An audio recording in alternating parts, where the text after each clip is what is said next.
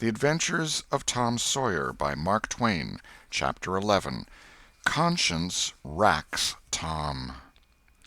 Close upon the hour of noon, the whole village was suddenly electrified with the ghastly news.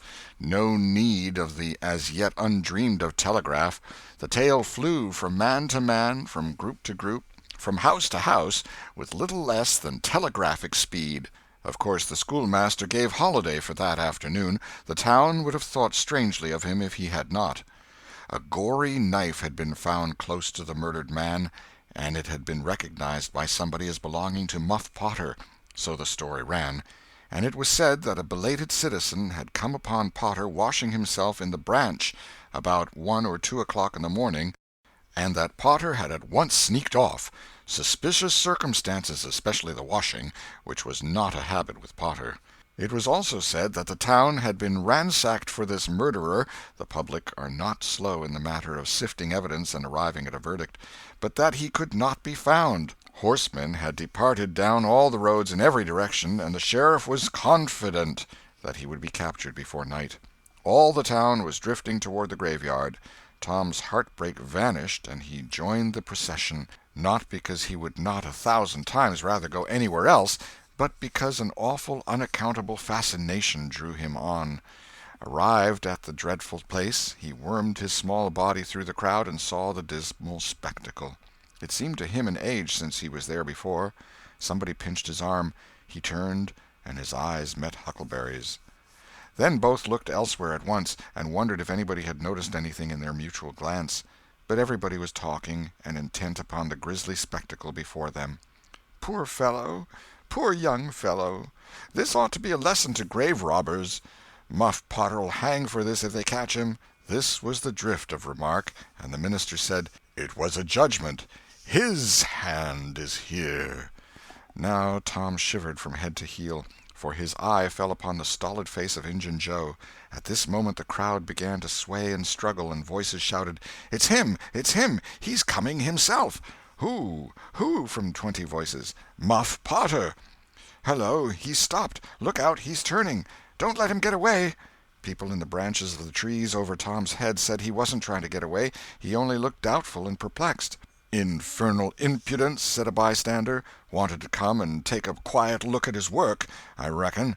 Didn't expect any company." The crowd fell apart now, and the sheriff came through, ostentatiously leading Potter by the arm. The poor fellow's face was haggard, and his eyes showed the fear that was upon him. When he stood before the murdered man he shook as with a palsy, and he put his face in his hands and burst into tears. "I didn't do it, friends," he sobbed. "'Pon my word and honor, I never done it." "Who's accused you?" shouted a voice. This shot seemed to carry home. Potter lifted his face and looked around him with a pathetic hopelessness in his eyes. He saw Injun Joe and exclaimed, "Oh, Injun Joe, you promised me you'd never—" "Is that your knife?" And it was thrust before him by the sheriff. Potter would have fallen if they had caught him and eased him to the ground. Then he said, "Something's told me if I didn't come back and get—" He shuddered, and then waved his nerveless hand with a vanquished gesture and said, "Tell him, Joe, tell him! It ain't any use any more."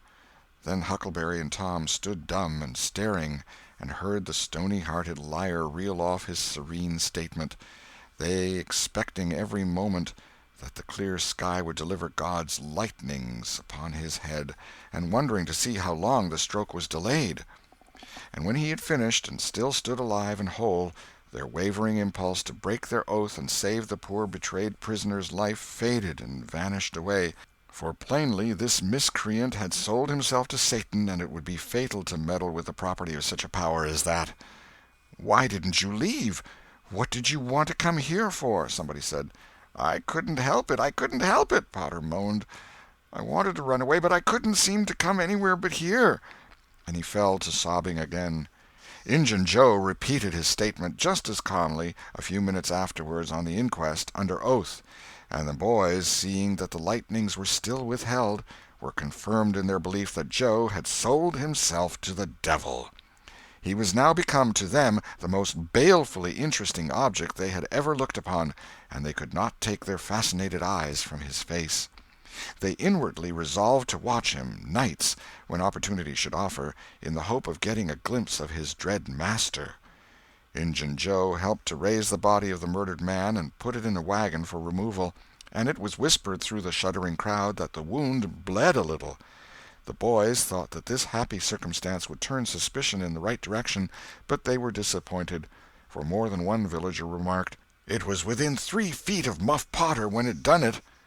Tom's fearful secret and gnawing conscience disturbed his sleep for as much as a week after this, and at breakfast one morning Sid said, "Tom, you pitch around and talk in your sleep so much that you keep me awake half the time." Tom blanched and dropped his eyes. "It's a bad sign," said Aunt Polly gravely. "What you got on your mind, Tom?" "Nothing. Nothing to know of." But the boy's hand shook so that he spilled his coffee. "And you do talk such stuff," Sid said. "Last night you said, 'It's blood, it's blood, that's what it is.' You said that over and over, and you said, 'Don't torment me so, I'll tell.' Tell what? What is it you'll tell?" Everything was swimming before Tom. There's no telling what might have happened now, but luckily the concern passed out of Aunt Polly's face, and she came to Tom's relief without knowing it. She said, "Sho, it's that dreadful murder. I dream about it most every night myself. Sometimes I dream it's me that done it." Mary said she had been affected much the same way. Sid seemed satisfied.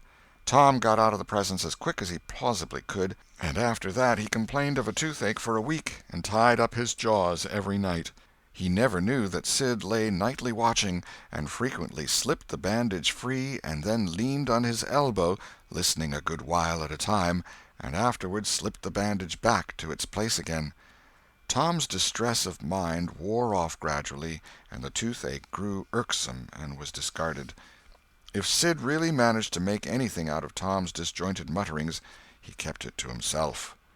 It seemed to Tom that his schoolmates never would get done holding inquests on dead cats, and thus keeping his trouble present to his mind. Sid noticed that Tom never was coroner at one of these inquiries, though it had been his habit to take the lead in all new enterprises. He noticed, too, that Tom never acted as a witness, and that was strange, and Sid did not overlook the fact that Tom even showed a marked aversion to these inquests, and always avoided them when he could. Sid marveled, but said nothing. However, even inquests went out of vogue at last, and ceased to torture Tom's conscience. Every day or two, during this time of sorrow, Tom watched his opportunity, and went to the little grated jail window and smuggled such small comforts through to the "murderer" as he could get hold of. The jail was a trifling little brick den that stood in a marsh at the edge of the village, and no guards were afforded for it. Indeed, it was seldom occupied. These offerings greatly helped to ease Tom's conscience. The villagers had a strong desire to tar and feather Injun Joe and ride him on a rail for body-snatching, but so formidable was his character that nobody could be found who was willing to take the lead in the matter, so it was dropped. He had been careful to begin both of his inquest statements with the fight, without confessing the grave robbery that preceded it. Therefore it was deemed wisest not to try the case in the courts at present. End of Chapter 11. Chapter 12. The Cat and the Painkiller. One of the reasons why Tom's mind had drifted away from its secret troubles was that it had found a new and weighty matter to interest itself about.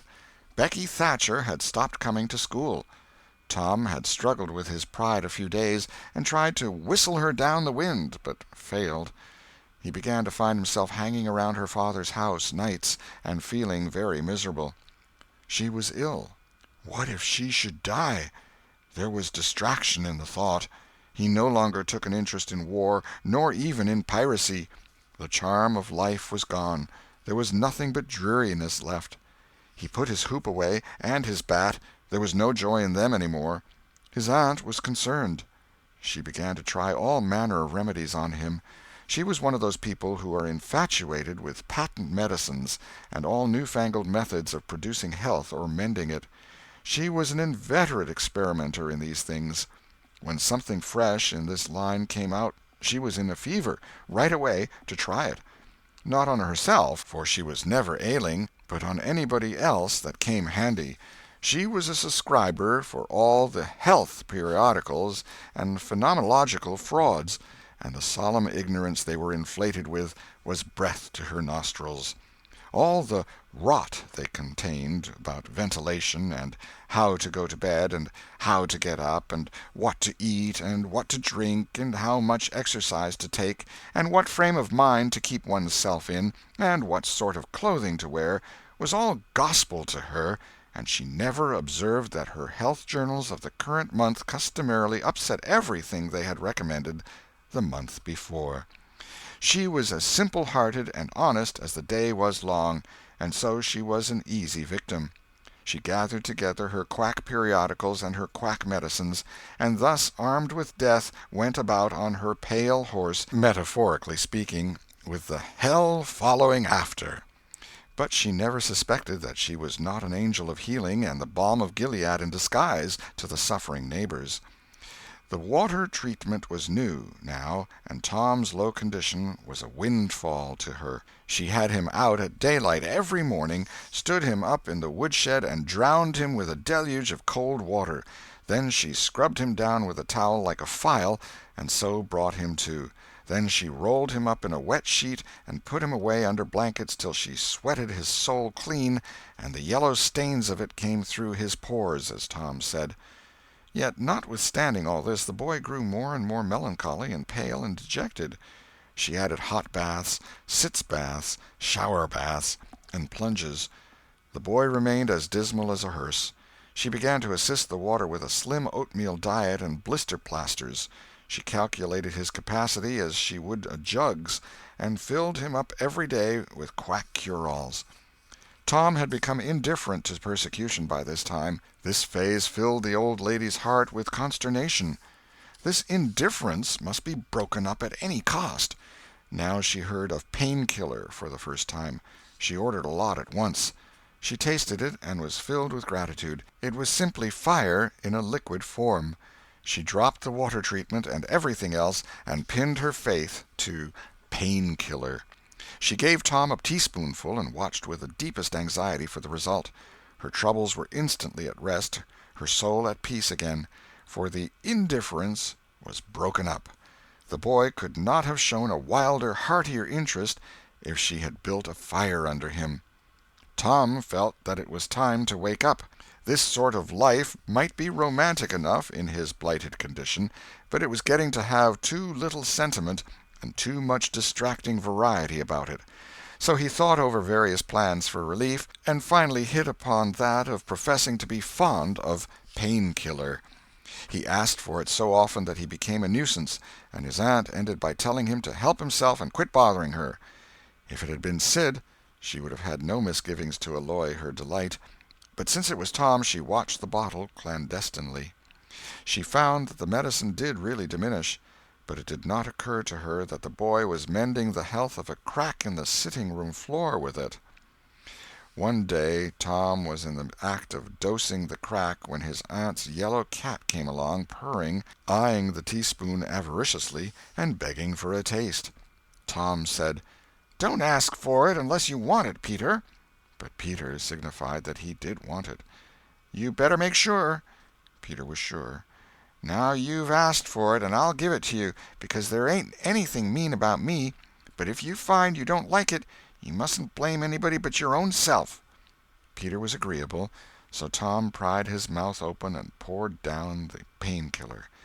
Peter sprang a couple of yards in the air, and then delivered a war-whoop and set off round and round the room, banging against furniture, upsetting flower-pots, and making general havoc.